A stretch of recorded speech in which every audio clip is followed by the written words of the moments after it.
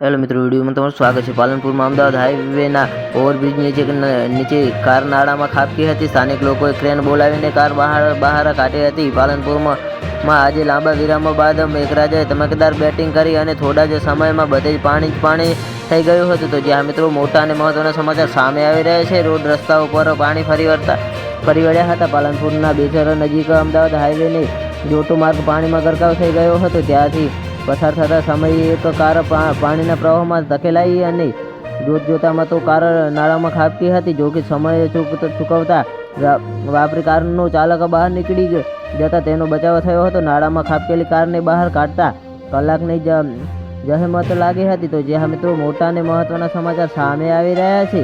car માલિક અને સ્થાનિક